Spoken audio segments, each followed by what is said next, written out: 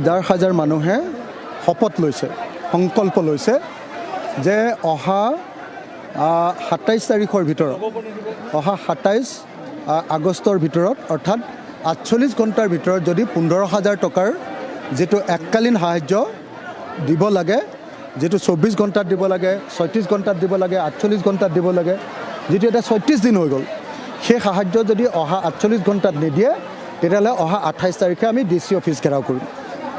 দ্বিতীয় কথা, তাৰ পাছতো যদি নহয় তেতিয়াহ'লে ছেপ্টেম্বৰ মাহত আমি অসমৰ মুখ্যমন্ত্ৰীৰ কাৰ্যালয়ত বহি ল'ম আৰু এককালীন সাহায্য আৰু ১০ লাখ টকাৰ ক্ষতিপূৰণ, আমি ক্ষতিপূৰণটো ১০ লাখ টকা বিচাৰিছোঁ। ১০ লাখ টকাৰ ক্ষতিপূৰণ নিদিলে এই চৰকাৰক আমি ভাঙি দিবৰ কাৰণে, বিজেপি চৰকাৰক ভংগ কৰিবৰ কাৰণে, বিজেপি চৰকাৰক ভংগ কৰিবৰ কাৰণে আমি গুৱাহাটীত এক আন্দোলনৰ কাৰ্যসূচী আৰম্ভ কৰোঁ। গতিকে মই একদম অসমৰ মুখ্যমন্ত্ৰীক স্পষ্টকৈ কৈ দিছোঁ যে আপোনাৰ প্ৰত্যেকটো কথাই ইয়াত মিছা প্ৰমাণিত হৈ আছে। তাৎক্ষণিক পুঁজি আপুনি ২৫,০০০ দিম বুলি ক'লে, এতিয়াও ৬০% মানুহে তাৎক্ষণিক পুঁজিটো পোৱা নাই। ২ নম্বৰ, আপুনি বিজুলী ফ্ৰী কৰি দিম বুলি ক'লে জুলাই মাহৰ, এতিয়ালৈকে সেইটোও ফ্ৰী হোৱা নাই। ৩ নম্বৰ, আপুনি EMI-টো ফ্ৰী কৰি দিম বুলি ক'লে, সেইটোও এতিয়ালৈকে হোৱা নাই। ৪ নম্বৰ, আপুনি ৮ কেজিকৈ চাউল দিম বুলি ক'লে মুখ্যমন্ত্ৰীৰ কিদত দিলে মাত্ৰ ৪ কেজি, দালি দিলে ১ কেজি আৰু বালক মিঠাতেল দিলে আপুনি তুলি দিলে, কিন্তু তুলিখন ব্যৱহাৰ কৰিব নোৱাৰি।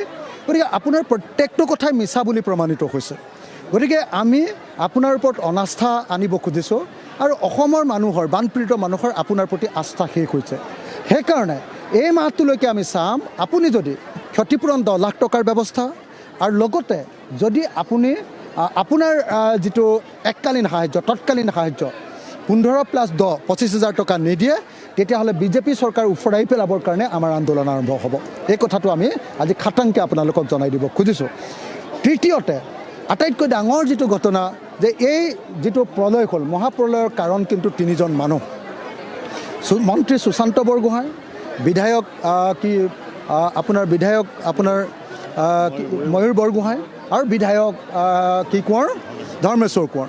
এই 3জনক অতি সোনকালে বৰ্খাস্ত কৰিবৰ কাৰণে আমি চৰকাৰৰ ওচৰত দাবী জনাইছোঁ। নহ'লে আমি উপায় নাই, আমি গৈ গুৱাহাটীত বহি ল'ম, একেধাৰে আন্দোলন চলিব আৰু যেতিয়ালৈকে এটা শেষ সিদ্ধান্ত নহয় তেতিয়ালৈকে আন্দোলন চলি, দৰকাৰ হ'লে চৰকাৰ ভাগি যাব বা আমি মৰি যাম, তথাপি এই আন্দোলন অব্যাহত থাকিব। আজি আৰু এনেকুৱা ধৰণৰ মই আল্টু ফাল্টু মানুহৰ আল্টু ফাল্টুৰ উত্তৰ দিব খোজা নাই। মই আজি যিহেতু আমাৰ এটা বহুত ডাঙৰ গণসমাৱেশ হৈছে, আৰ্তজনৰ আৰ্তনাদ প্ৰকাশ কৰাৰ এটা মঞ্চ আমি দিছোঁ। গতিকে আজিৰ দিনটোত আপোনালোকে আৰ্তজনৰ প্ৰকৃত দুখখিনি, বেদনাখিনি প্ৰকাশ কৰক, যাতে চৰকাৰে এই কথাখিনি মানিবলৈ পাৰে।